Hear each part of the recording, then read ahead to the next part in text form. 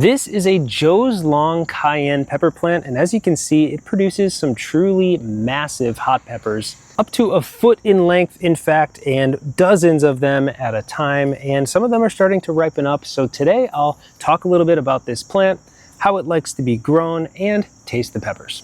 Cayennes are really some of the easiest peppers to grow, and they grow in such abundance. We grow them every year so that we can make powders out of them, and this is a perfect candidate for that. The skins are super thin, so you can slice them open, remove the seeds and save them if you want, dry the peppers and grind them into a powder. So let's start off by talking about this plant. As you can see, it's pretty big. It definitely isn't as well supported as it should be. I should have a bigger cage around this plant since it's in such a large container. But regardless of that, it stood up pretty well. I have a couple of stakes in it supporting the main branches, holding it upright, and as you can see, tons and tons of peppers, probably 3 or 4 dozen of them at this point, and a few of them are starting to turn red. I think this variety has huge potential though. If you have a long season and you really like cayenne peppers, I think Joe's Long is a great way to go. Of course, we'll talk a little more about flavor in just a bit, but the plant itself is pretty impressive. A quick note on container size, like I said, 10 gallons here. You could go a little bit smaller, but since this is a bigger cayenne and the fruits are larger, I wouldn't recommend going much smaller than, say, 5 gallons of container space. If you want to grow cayennes in really small containers, I'd recommend going with a smaller cayenne variety so that you still get a large quantity off your plants. So let's see, let me harvest a couple of these peppers. That's a pretty one, almost fully red. And what I'm going to do today is actually harvest one that is still dark green and hasn't changed color, because I tried one of these earlier before it ripened and the green peppers actually had a fantastic flavor. The unripe pepper was just amazing, so I'd like to compare it today against a ripe pepper and see how they compare. All right, so here are the two peppers, ripe and unripe. I'm going to start by cutting off the stems at the end, getting a look at the cross section. Not much difference when it comes to aroma here. This one does smell a little bit more pungent. It has that classic, so it definitely smells more appetizing. This smells a little bit more grassy and like an underripe green pepper. The walls of the pepper, for a cayenne at least, are actually pretty thick too, so it's pretty impressive in that regard. Some cayennes will have really paper thin walls. These have quite a bit. You can definitely get more of that crunch than you would from a standard cayenne. So I think I'll just cut moderate slices of these off. Let's start with the ripe one. This is when most people are going to harvest their cayennes, when they're ripe and red.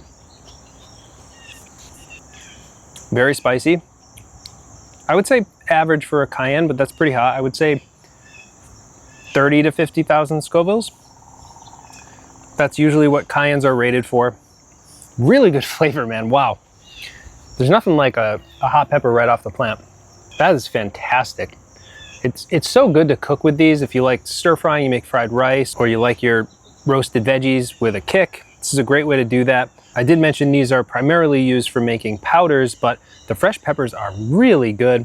You can also freeze them to maintain that fresh flavor, and then pull them out of the freezer and throw them right into your stir fries and cook with them throughout the winter. We do that a lot with our hot peppers. So genuinely some of the best cayenne pepper flavor I've had in a while. Let me try this green one now. So an unripe pepper, usually you get more of that bitterness and a sort of a grassy flavor, but I must have had a pepper that was very close to ripe, because this does taste a little more bitter. It's not nearly as good as the ripe red.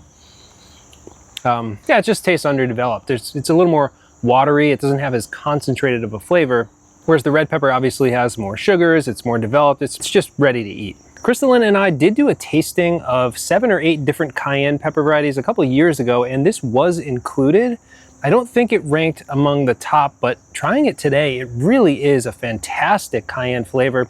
It might just be conditional. We had really good conditions this year. It was grown right in our backyard, where we had a lot of control over the elements. And I think ideal specimens like this are among the very best of cayennes. So if you want a new variety, Joe's Long is definitely a great option. I'll leave some links down below where you can get some seeds. The other great thing about this variety is it's not a hybrid. It's an open pollinated heirloom where you can save the seeds yourself and continue growing them year after year without the need to buy seeds ever again. But more than anything, I think this is just a really cool plant.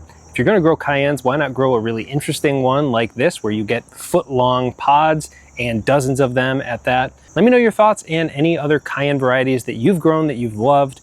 We'd love to grow them in the future. Thanks for watching Pepper Geek, and I'll see you soon.